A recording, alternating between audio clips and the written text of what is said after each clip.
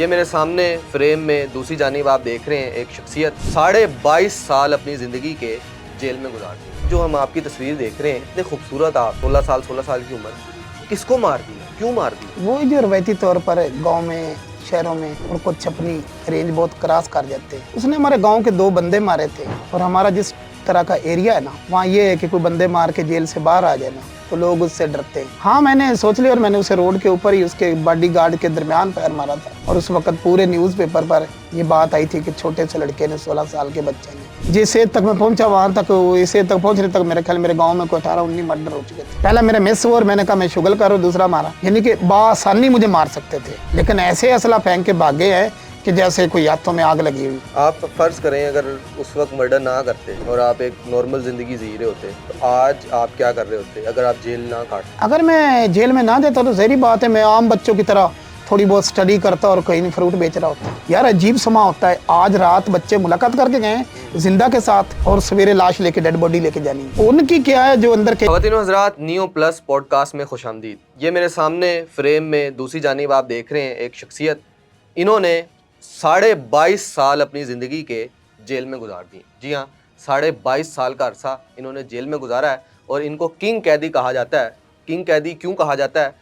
ये तस्वीरें आप देखें जो आपको साइड विंडो में नज़र आ रही है, ये इनके हाथ की महारत है। आप अंदाज़ा लगाएं कि बंदा जो है वो गुमान भी नहीं कर सकता कि एक शख्स कितना परफेक्टली ये तमाम जो है कैलीग्राफी, स्केचिंग जो है वो कर सकता है। इसके साथ साथ ये एनिमेशन भी करते हैं। इस हवाले से ये अपनी जेल में किंग कैदी के हवाले से मशहूर हो गए थे। लेकिन ये 302 के मुजरिम थे। इन्होंने मर्डर कैसे किया? 16 साल की उम्र में। ये आपको मैं एक और तस्वीर इनकी दिखा रहा हूँ, आप अंदाज़ा लगाएं कितने छोटे हैं ये, और उस एज में इन्होंने एक ऐसे शख्स को मर्डर किया जो कि गार्ड्स के साथ था। ये कौन शख्स था, इन्होंने उसका मर्डर क्यों किया, उसके बाद 22.5 साल अपनी ज़िंदगी के जवानी तकरीबन जेल के अंदर गुजारी और अब ये तकरीबन 8 माह पहले रिहा होकर आए हैं। इनकी ज़िंदगी में क्या फ़र्क आया, ये अब क्या कर रहे हैं आगे ज़िंदगी में, सारी मालूमात मोहम्मद सलीम से जानते हैं। अस्सलाम वालेकुम सर। वालेकुम सलाम। खैरियत से हैं आप? अल्हम्दुलिल्लाह। मैंने आपका इंट्रो बांधने की कोशिश की, आपकी ज़िंदगी को समराइज़ करने की।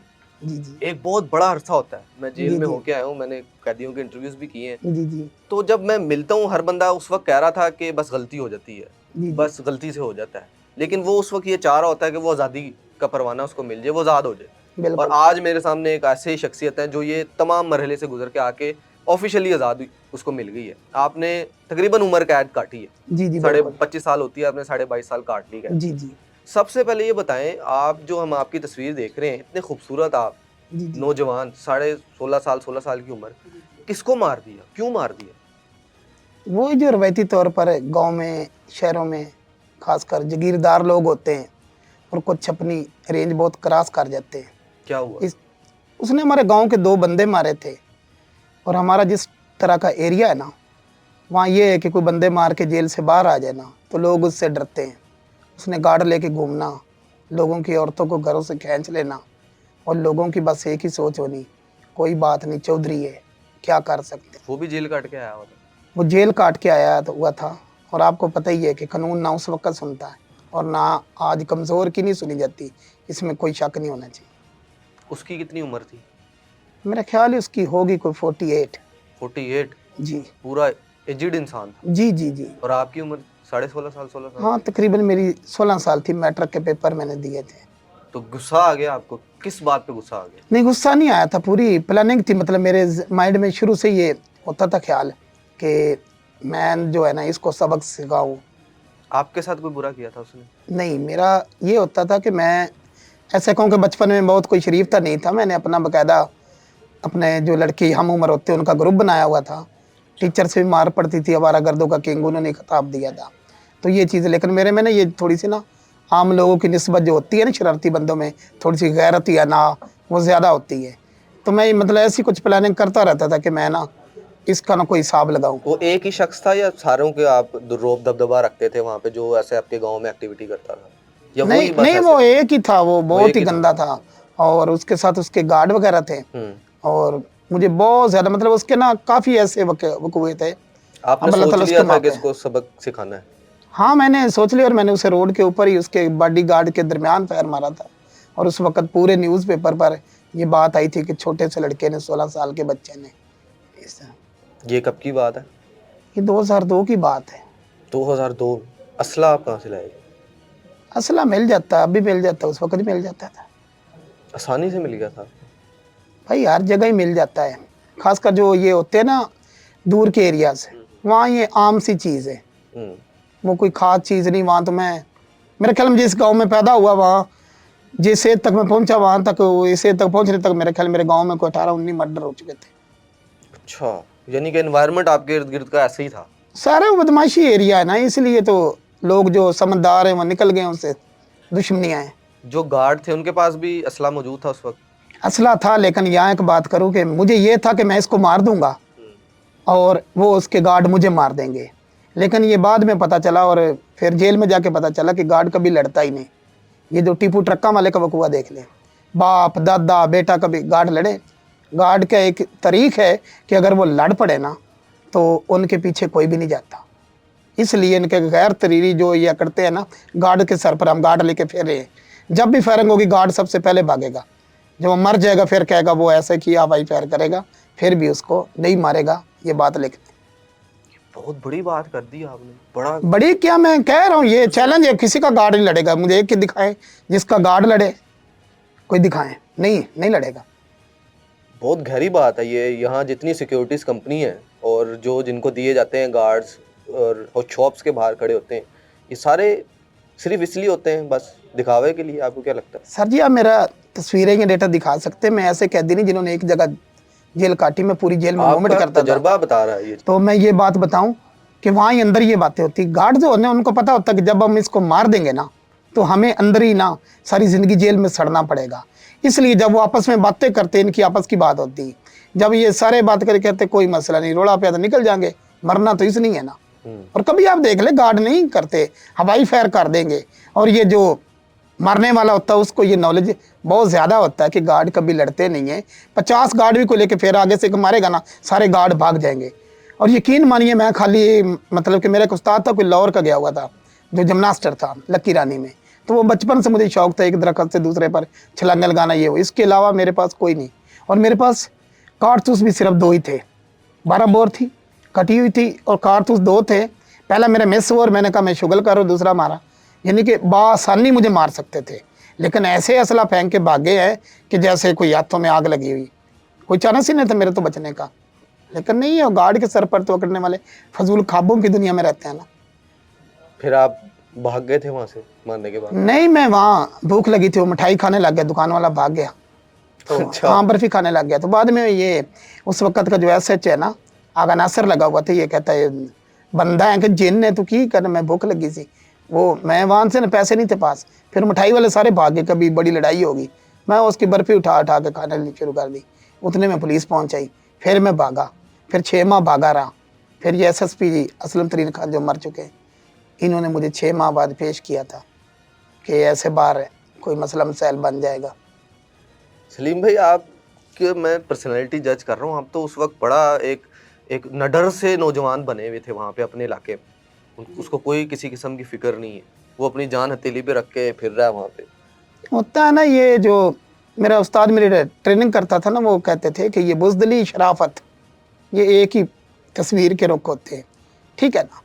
आपको पता है कि जालिम क्यों बनता, मजलूम है, बुज़दिल है या शरीफ इंसान है, तीनों एक ही रूप है।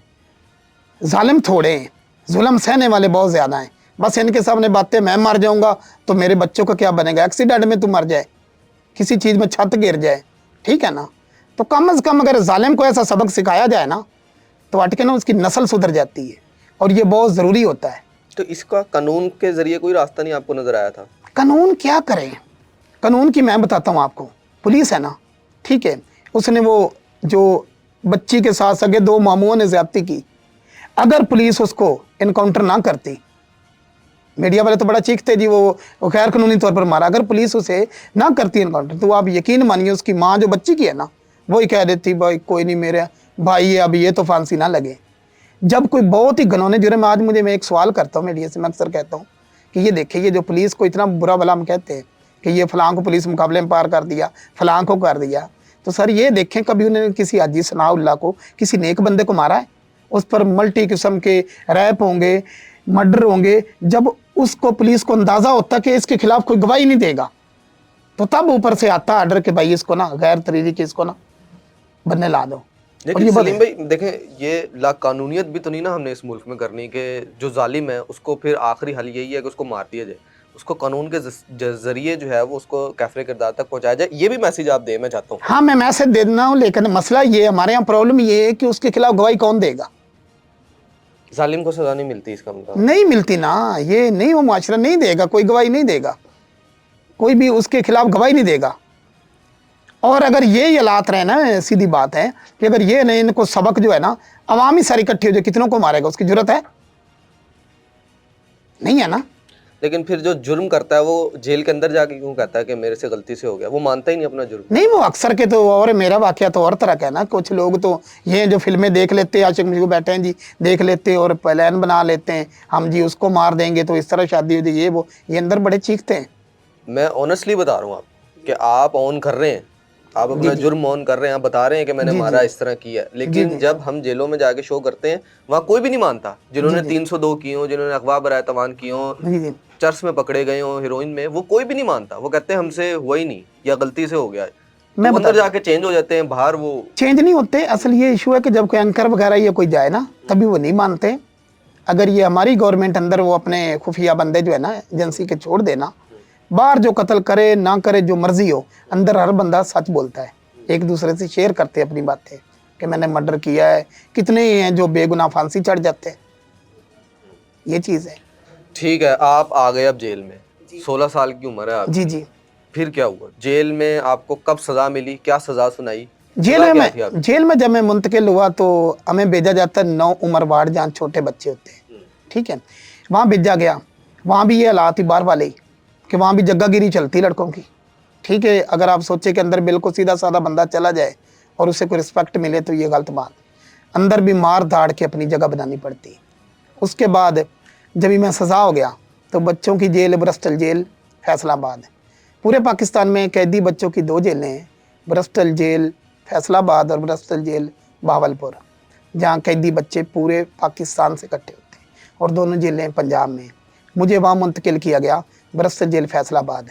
वहाँ से मेरी लाइफ बदली कि वहाँ जो एक NGO थी जापान की, उन्होंने कोई 52 के करीब सॉफ्टवेयर में 2003 की बात कर रहा हूँ, और उसके बाद जिमनास्टिक मार्शल आर्ट का हमारे इंतज़ाम किया। 7 करोड़ रुपए के बजट से उन्होंने हमारे लिए प्रोग्राम स्टार्ट किया, और उस वक्त का टीचर की सैलरी 1 लाख से ऊपर थी। और जब ये IG पंजाब आए थे मियाँ कोकम नदीम साहब, इन्होंने आके कहा था कि भाई ये देखो, इतनी सैलरी बेटा हमारी नहीं है। 1 लाख बड़ी सैलरी थी, 1 लाख से ऊपर, जब मैं आज से 20-22 साल पुरानी बात कर रहा हूँ, तो हाँ बहुत ज़्यादा सैलरी थी कि ये लोग कमाल हैं।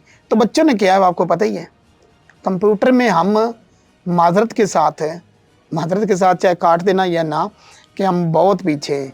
इन पेज कौमी ज़बान का सॉफ्टवेयर करशन कुमार गुप्ता जी ने बनाया है, हम उसको क्लोन तक नहीं कर सके, इतनी हमारी जो है ना कंधे। मैं तो रोना यही पीटता हूँ हर जगह जगह, मुख्तलिफ जगह मुझे मौका मिलता है ब्यूरोक्रेसी के साथ भी, स्टेब्लिशमेंट के साथ भी बहुत डीपली मिलने का, तो वहाँ बताता हूँ कि ये ज़रा गौर करें कि ICS के बच्चे को वर्ल्ड एक्सेल सिखाया जा रहा है, मास्टर कर जाते हैं, कंप्यूटर में आता जाता कुछ नहीं।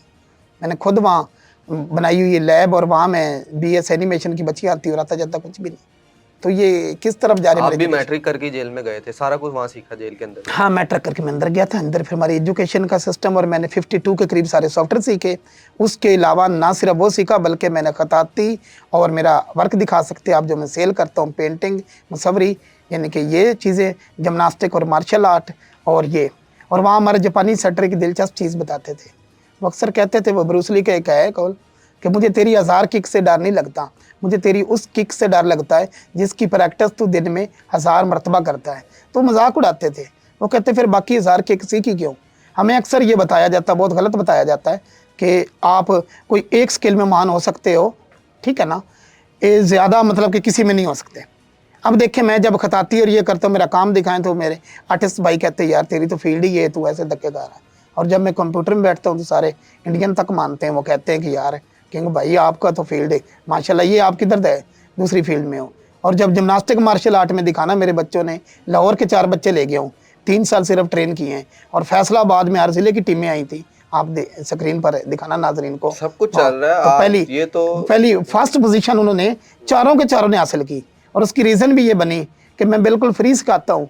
उनके बच्चे मैट्रेस के आदी थे, इंतज़ामिया जो है ना वहाँ वज़ीर भी आए हुए थे और वो फ्लोर पर वो बिछा ना सकी मैट्रेस, और मेरे बच्चों को कभी नसीब ही नहीं हुआ क्योंकि मैं पैसे तो लेता नहीं, ना कोई सपोर्ट करता है, तो मैं बिल्कुल फ्री मतलब कि ये तैयार करता हूँ ताकि मेरे वतन को, मेरी आर्मी को, मेरे रेंजर को, सबको ज़रूरत है। मैं बॉर्डर एरिया पर होता हूँ ना, तो मेरे स्टूडेंट हाजिर हैं, तो ये चीज़ है। आपको सज़ा कब सुनाई गई थी और क्या सज़ा थी आपकी? सज़ा मुझे 2003 में ही सुना दी गई थी। मेरा वकील 15 साल वाला था, उनका 1.5 लाख वाला था। मेरी अपील हाई कोर्ट से भी उड़ गई, सुप्रीम कोर्ट से भी उड़ गई, मतलब कि ख़त्म हो गई। बाप मेरा फौत हो गया, पीछे आने जाने वाला कोई नहीं था, तो मैंने बस स्किल सीखी। जब भी बच्चों की जेल से मैं बड़ी जेल ट्रांसफ़र हुआ तो वहाँ फिर मुझे पता चला कि मैं क्या बन चुका हूँ। वहाँ जब 52 के करीब मेरे डिप्लोमा रखे गए और वहाँ आईजी ने और सॉरी सुपरिटेंडेंट था, उसने कहा यार ये बंदा तो कोई कमाल ही आया। मुझे अलहदा फ़ोटोग्राफ़र के साथ एडजस्ट किया गया, अलहदा लैब बना दी गई, और मैं पाकिस्तानी जेलों में वायद कैदी हूँ ये दिखा देना कि मुझे सेपरेट कैमरा, 10 MB नेट, वो तो खैर मैं चोरी का यूज़ करता था, ठीक है। तो बाकी कंप्यूटर हर चीज़, कोई वज़ीर भी जाए, कोई भी जाए ना, तो ये सहूलत नहीं मिलती, आपको भी पता है कि नहीं मिलती कि आप दिन रात कंप्यूटर यूज़ करें, तो फिर जेल दुख नहीं किया बंदे को। तो पता था आपको कितनी काटनी है, यही पूछ रहा हूँ आपसे, सज़ा कितनी थी? हाँ, इस बारे काफ़ी गलतफहमियाँ कि जी दिन रात गिनी जाती, नहीं दिन रात नहीं गिनी जाती। मुत्तारड़ के दौर में वहाँ माफ़ियाँ आती थी 6 माह ईद पर, 6 माह बकरा ईद पर, तो वो माफ़ी बंद होगी ना जब, तो अब वो हमें क्वार्टर लगते थे। जैसे कोई अच्छा कैदी अच्छा काम कर रहा है ना, तो उसको 22 दिन का उसका 1 मंथ होता था, इसलिए तकरीबन हमें ना 22 साल काटी, 12.5 साल अंदर। और वहाँ मैंने ना जब मेरी अपील उड़ गई तो मैंने मेहनत शुरू कर दी कि मैं कुछ बनाऊं। यहाँ आपको बताऊं कि अंदर जो हैकर है ना, ये भी बिल्कुल शरेआम होते हैं आइस कोठी जेल में, और वो हर तरह की चीज़ जो है ना वो सिखाते जो बाहर आप ना कभी भी नहीं। वहाँ उन्हीं से मैंने rainbow table, fisher, aircrack, ठीक है, तकनीक रिवर्स इंजीनियरिंग सीखी, और मैंने ना अंदर जोड़ तोड़ करके एक डेटाबेस सॉफ्टवेयर बनाया उर्दू का, तभी वहाँ से वो मशहूरी मिल गई। और अल्लाह ने सबब लगाया, ये आज़म सुलेमान साहब जो होम सेक्रेटरी पंजाब थे, ये आईजी के साथ गए, कहते ये बहुत एक्टिव है, इसका कोई हल है? उन्होंने कहा पैरोल, तो मुझे पैरोल पर बाहर भेजा गया। उन्होंने बहुत बेटों की तरह, उनके भाई मेजर अहमद साहब ने बहुत बेटों की तरह प्यार किया, कोई काम पर नहीं लगाया मुझे, और मैं मज़ीद कंप्यूटर में ये करते करते अभी मेरी 6 मंथ हुई या 7 मंथ हुए, मेरी कैद ख़त्म हुई, तभी से मेरे इंटरव्यू शुरू हुए कि मैं ये स्किल्स वगैरह सिखाना शुरू की। आप फ़र्ज़ करें अगर उस वक्त मर्डर ना करते और आप एक नॉर्मल ज़िंदगी जी रहे होते, तो आज आप क्या कर रहे होते अगर आप जेल ना काटते? अगर मैं जेल में ना देता तो ज़ाहिर बात है मैं आम बच्चों की तरह थोड़ी बहुत स्टडी करता और कहीं फ्रूट बेच रहा होता। यानी कि आप ये मानते हैं कि जेल में जाने के बाद आपकी ज़िंदगी में ज़्यादा तब्दीली आई है? बेपना तब्दीली, वहाँ मुझे, मैं कोई किसी का रिश्तेदार नहीं था, सबको, सारे उन्होंने सारे बच्चों के लिए, मैं बता रहा हूँ कि 7 करोड़ रुपए 22 साल पहले इतने बजट के सिर्फ 2 जेलों में प्रोग्राम शुरू किए। तासुर तो ये है कि जो कैदी अंदर जाता है वो और बड़ा मुजरिम बन के निकलता है। वो जो होते हैं, जो पैदाइशी मुजरम होते हैं जिनका होता है, मेरे साथी भी कितने ही ऐसे थे, कोई नशे पे लग गया, कोई कैसे लग गया, नहीं मैंने अपनी गेम करनी, उसके बाद मैंने भरपूर तवज्जो दे दी क्योंकि मुझे पता था मैंने एक दिन इंशाल्लाह बाहर जाना है, अल्लाह ताला ले जाएगा बाहर। जेल में देखा क्या आपने? कोई सजाए मौत देखी? कोई ऐसे अनहोने वाकयात देखे कोई? बिल्कुल ऐसे ही होता है अंदर में। एक बड़ा मैं वाक़या है, जब सजाए मौत हुई ना कैदी को, तो उसको फजर टाइम ले जाया जाता और ये तख्ते लगे होते, ठीक है, ये जो बाहर कहते हैं टांगों से बोरा वगैरह बांधा जाता है, ऐसा कुछ भी नहीं होता। एक दिन पहले वज़न जो बंदे का अगर 2 मन वज़न है ना, तो 2 मन की बोरी जो है ना वो झटके से गिराई जाती, रात को चेक किया जाता है कि रस्सा कितना मजबूत है। अब वो लीवर लगा होता है, मसीह होता है जो वो लीवर खींचता है, जिसे कहते हैं। अब उसे लेके, बड़ा अच्छा भला जवान था, उसे लेके गए तो मुदई भी मौके पर आता है फजर से पहले, तो मुदई आया, सबका दिल ना उस वक्त होता है कि चलो यार अल्लाह माफ़ करे, और उसकी बेटियां भी मिलने आई, बीवी भी बंदे की, उन्होंने भी बड़े हाथ पाँव जोड़े। उसने कहा कि दूसरा मैं माफ़ करता हूँ, मुदई ने कहा अगर ये मेरे पाँव पकड़ ले, ठीक है। अब उस बंदे ने कहा मैंने पाँव नहीं पकड़ने। ज़री बात है, हमको भी गुस्सा है, सुपरिटेंडेंट को भी गुस्सा है, जज को भी गुस्सा है, सबको, कि बेवकूफ़ तू पाँव पकड़, अपनी जान छुड़ा, मरने जा रहा है, बेटियां तेरी पीछे बनेगा क्या। लेकिन वो पाँव ना पकड़े, बड़ा उसे हर तरह से कैल करे। आखिर टाइम जज ने कहा कि तू माफ़ करना है तो अल्लाह वास्ते कर दे। मुदई ने कहा मैंने माफ़ नहीं करना, ही मेरे पाँव पकड़े। फिर जज जो है ना ये थोड़ी सी तलखी ले आते, चाहे कोई बहुत ज़्यादा कानूनी जुर्म में ना हो तो ये कहते हैं कि निकाल दो, मुदई को बाहर निकाल दिया जाता है। यार अजीब समा होता है। आज रात बच्चे मुलाकात करके गए हैं जिंदा के साथ, और सवेरे लाश लेके डेड बॉडी लेके जानी। समझ सकते कि उनकी क्या है, जो अंदर कैदी वो खाना नहीं खाते, ठीक है ना, कि रात सोग होता जेल हाँ कि ये क्या माहौल है, दिल ही नहीं करता कि सवेरे ये बंदा जीता जागता हम में नहीं होना।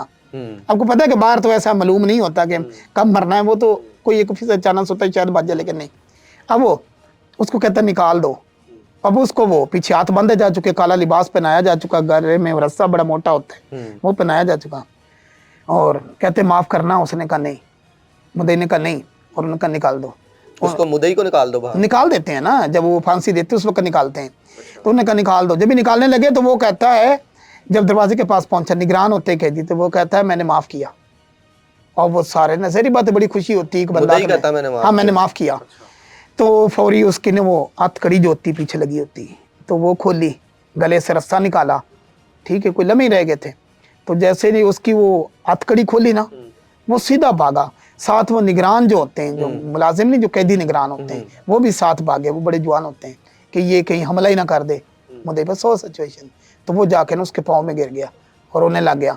तो फिर वो कहता है, जब उससे पूछा, वो कहता है कि ना इसके जो भाई ने ना बड़ी ज्यादती की थी मेरी बीवी के साथ, ठीक है। तो कहता है मेरी बेटियां भी गईं, सब गए, इनके घर मिन्नतें करते रहे इतने साल, 8-10 साल हो गए, मेरी बेटियां कुरान लेके गई लेकिन इसने माफ़ नहीं किया। और आज अगर मैं माफ़ी मांग लेता तो लोग कहते कि ये ना डर से, इसने ना मौत के डर से ये माफ़ी मांग ली है, अब मैं इसका एहसान मान दूँ। तो ये मुझे ना, ये मुझे वाक़या आज तक याद है, ये सेंट्रल फैसलाबाद का ही वाक़या है, रोंगटे खड़े कर देने वाला वाक़या है, ऐसे ही है। और बहुत से आपको नाजरीन नीचे कमेंट में भी दर्ज करेंगे, उल्टी सीधी बातें वो ना करेंगे, लिखते हैं ना, मैं एंट्रीज होते हैं, वो कहेंगे वो सेंट्रल फैसलाबाद में सजाए मौत का वो घाट ही नहीं है, तो भाई वो बना हुआ है।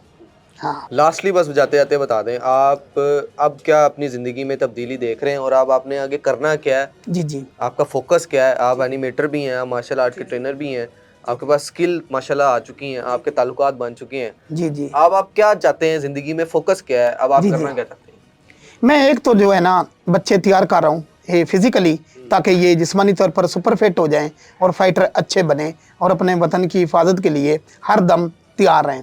और दूसरे नंबर पर मैंने एक चैनल बनाया हुआ है किंग वीएफएक्स स्कूल, जिससे मैं जो भी बेरोज़गार बच्चे हैं ना, कितनी दुनिया बाहर से भी आके ना वहाँ सीखती है, और वहाँ मैं इनको ना 3D एनिमेशन में बहुत थोड़े दिनों में इतना मान बना देता हूँ कि वो ईजी से अपना काम करके ठीक ठाक अर्निंग कर रहे हैं। तो ये मेरा पैगाम कि अपनी ज़िंदगी जो नाजरीन है ना, ये बहुत कीमती चीज़ है, इसको ज़ाया करने के बजाय अब मुझे देख ले कि मैं इतने बुरे हालात में अगर रह के मैं इतनी ज़्यादा स्किल सीख सकता हूँ, तो आप लोग जो बच्चे बच्चियाँ जो बहाने बनाते हो पाकिस्तान में क्या रखा है, कोई वो पता नहीं वो कैसे गैर कानूनी तरीके से आप लोग बाहर जाने की ट्राई करते हो, यहाँ सिर्फ स्किल सीखो, खाली एजुकेशन कोई चीज़ नहीं है। और अगर कोई भाई कोई बहन सीखना चाहता है तो मेरा चैनल है किंग वीएफएक्स स्कूल, उस पर आके आप लोगों को हर तरह की महारत जो है ना, बिल्कुल मैं गूगल मीट पे भी आके और सिखाता हूँ बहुत प्यार से कि मेरे पाकिस्तानी भाई बहन ना इस काबिल हो जाए, किसी को ना बाहर जाने की ज़रूरत ना।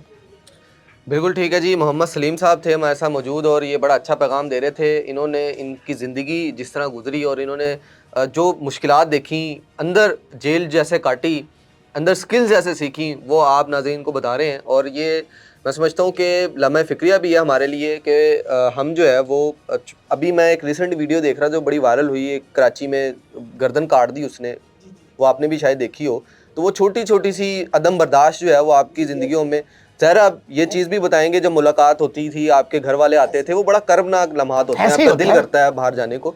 तो ये छोटी छोटी चीज़ें हैं जिसकी वजह से पूरी पूरी ज़िंदगियाँ, पूरी पूरी जवानियाँ जो हैं वो जेल में काटना पड़ती हैं। लेकिन ज़ाहिर है इन्होंने ये फ़ैसला किया था कि एक अच्छा शहरी इन्होंने बनना है, और इन्होंने जेल के अंदर जितनी स्किल सीखी हैं वो बाहर आके बाकायदा वो हमें नज़र आ रही हैं। जिस तरीके से हमने आपको इनकी कैलीग्राफी दिखाई, स्केचिंग दिखाई, कितनी खूबसूरत इन्होंने स्केचिंग की है, इससे ये अपना रोज़गार भी चलाते हैं, ये सेल भी करते हैं, उससे आने वाली यंग जनरेशन को अच्छा पॉजिटिव मैसेज भी दे रहे हैं। तो मेरी नज़र में इन्होंने अपनी ज़िंदगी में बहुत बड़ी तब्दीली की है कि आज ये इस मुकाम पर हैं कि ये एक ट्यूटर हैं, ये एक टीचर हैं आने वाले बच्चों के लिए। तो ये मोहम्मद सलीम की ज़िंदगी की दास्तान थी। आप लोग इस हवाले से अपनी क्या राय रखते हैं, कमेंट सेक्शन में बताइएगा।